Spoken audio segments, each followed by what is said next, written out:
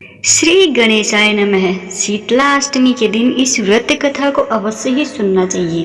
प्राचीन कथा के अनुसार एक बार शीतला माता ने सोचा कि चलो आज देखो कि धरती पर मेरी पूजा कौन करता है और कौन कौन मुझे मानता है। यही सोच करके शीतला माता धरती पर राजस्थान के डुंगरी गांव में आई और देखा कि इस गांव में मेरा कोई मंदिर भी नहीं है और ना ही मेरी यहाँ पर कोई पूजा होती है। माता शीतला गांव की गलियों में घूम रही थी, तभी एक मकान के ऊपर से किसी ने चावल का उबला पानी नीचे फेंका। वह उबलता पानी शीतला माता के ऊपर गिरा, जिससे शीतला माता के शरीर में फफोले यानी कि छाले पड़ गए। शीतला माता के पूरे शरीर में जलन होने लगी। शीतला माता गांव में इधर उधर भाग भाग के चिल्लाने लगी, अरे मैं जल गई, मेरा शरीर तप रहा है, जल रहा है, कोई मेरी सहायता करो। लेकिन उस गांव में किसी ने भी माता शीतला की सहायता नहीं की। वहीं अपने घर के बाहर एक कुम्हारन महिला बैठी थी। उस कुम्हारन ने देखा कि अरे यह बूढ़ी माई तो बहुत जली हुई है, बहुत जल रही है, इसके पूरे शरीर में तपन है, इसके पूरे शरीर में फफोले पड़ गए हैं, यह तपन से सहन नहीं हो रही, ये कैसे सहन करेगी इसको। तब उस कुम्हारन ने कहा कि हे माँ, तू यहाँ आकर बैठ जा, मैं तेरे शरीर के ऊपर ठंडा पानी डालती हूँ। कुम्हारन ने उस बूढ़ी माई पर खूब ठंडा पानी डाला और बोली, हे माँ, मेरे घर में रात की बनी हुई रबड़ी रखी है, थोड़ा दही भी है, तू दही रबड़ी खा ले। जब बूढ़ी माई ने ठंडी ज्वार के आटे की राबड़ी और दही खाया तो उसके शरीर को ठंडक मिली। तब उस कुम्हारन ने कहा, आ माँ बैठ जा, मैं तेरे सिर के बाल बहुत बिखरे हैं, ला मैं तेरी चोटी गूंथ देती हूँ।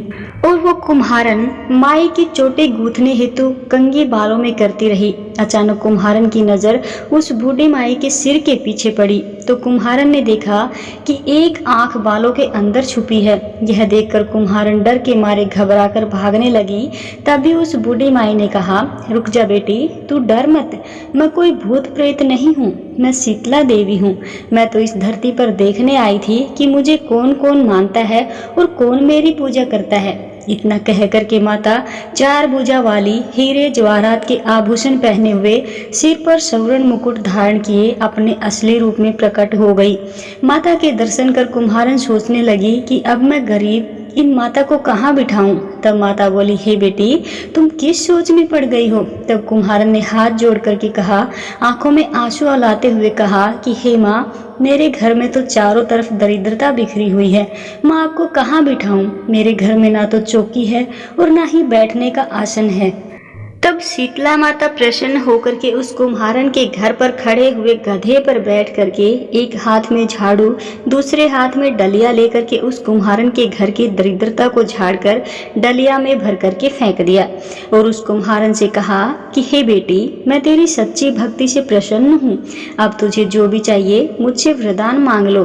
तब कुम्हारन ने हाथ जोड़ करके कहा कि हे माता, मेरी इच्छा है अब आप इसी डुंगरी गांव में स्थापित होकर के यही निवास करें और जिस प्रकार आपने मेरे घर की दरिद्रता को अपनी झाड़ू से साफ कर दिया है, ऐसे ही आपको जो भी भक्त होली के बाद की सप्तमी को भक्ति भाव से तेरी पूजा करेगा और अष्टमी के दिन आपको ठंडा जल, दही व बासी ठंडा भोजन चढ़ाएगा, उसके घर की दरिद्रता को दूर करना एवं आपकी पूजा करने वाली महिला का अखंड सुहाग रखना, उसकी गोद हमेशा भरी रखना। साथ ही जो पुरुष शीतला अष्टमी को नाई के यहाँ बाल न कटवाए, धोबी को कपड़े धुलने ना दे और पुरुष भी आप पर ठंडा जल चढ़ाकर, नारियल फूल चढ़ाकर परिवार सहित ठंडा बासी भोजन करे, उसके काम धंधे व्यापार में कभी दरिद्रता ना आए। तब माता बोली, तथास्तु, हे बेटी, जो तूने वरदान मांगे हैं मैं सब तुझे देती हूँ। हे बेटी, तुझे आशीर्वाद देती हूँ कि मेरी पूजा का मुख्य अधिकार इस धरती पर सिर्फ कुम्हार जाति का ही होगा। तभी उसी दिन से डुंगरी गांव में शीतला माता स्थापित हो गई और उस गांव का नाम हो गया शीतला की डुंगरी। शील की डुंगरी भारत का एकमात्र मुख्य मंदिर है। शीतला सप्तमी के दिन यहाँ बहुत ही विशाल मेला भी लगता है। शीतला माता की जय हो। जय श्री गणेशाय नमः।